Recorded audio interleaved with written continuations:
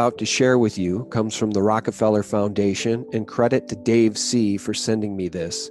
Scenarios for the future of technology and international development.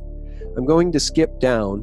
By the way, this report was produced by the Rockefeller Foundation and the Global Business Network in May of 2010. I'm going to skip down to page 18 and just read a few paragraphs and tell me if what we're seeing today isn't pretty much what they wanted all along. Page 18 starts, Lockstep, a world of tighter top-down government control and more authoritarian leadership with limited innovation and growing citizen pushback. Remember, this was written in 2010. They write, in 2012, the pandemic that the world has been anticipating for years finally hit. Unlike 2009's H1N1, this new influenza strain originating from wild geese was extremely virulent and deadly. Even the most pandemic-prepared nations were quickly overwhelmed when the virus streaked around the world, infecting nearly 20% of the global population and killing 8 million in just 7 months. The majority of them healthy young adults. The pandemic also had a deadly effect on economies.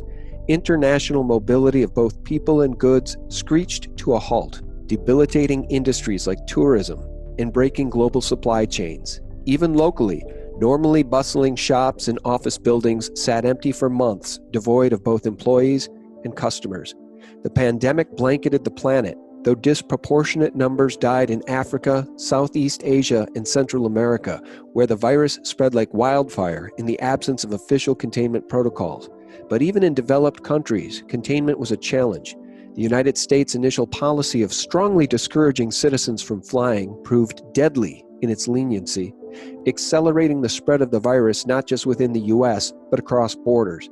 However, a few countries did fare better, China in particular. Now remember, guys, this is just fiction. It's a projection written in 2010. They say the Chinese government's quick imposition and enforcement of mandatory quarantine for all citizens, as well as its instant near hermetic sealing off of all borders, saved millions of lives, stopping the spread of the virus from earlier than in other countries and enabling a swifter post-pandemic recovery.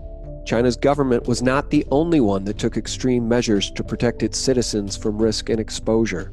During the pandemic, national leaders around the world flexed their authority and imposed airtight rules and restrictions, from the mandatory wearing of face masks to body temperature checks at the entries to communal spaces like train stations and supermarkets.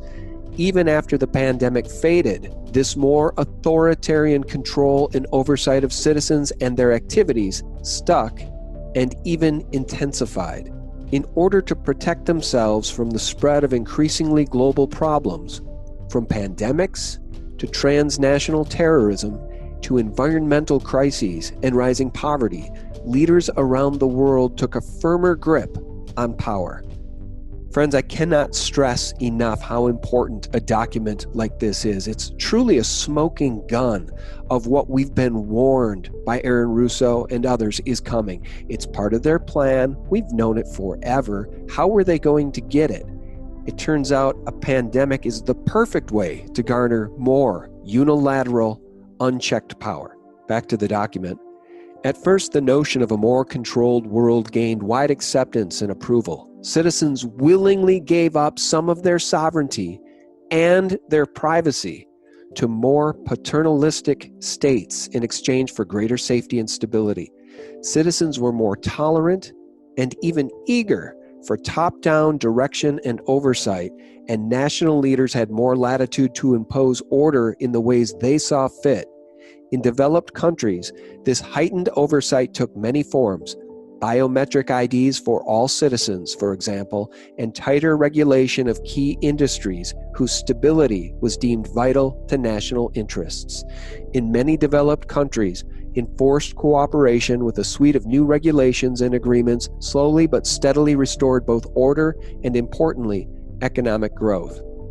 So again, let's just review what's happened so far. A virus has been released, whether by accident or on purpose.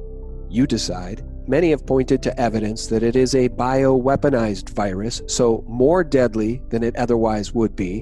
Whether that's true or not, you decide. But the end game is more unilateral power, more unchecked power and more control by the government, by the corporations, and I would note, more bailouts for the banks. Now again, friends, that was from the 2010 document from the Rockefeller Foundation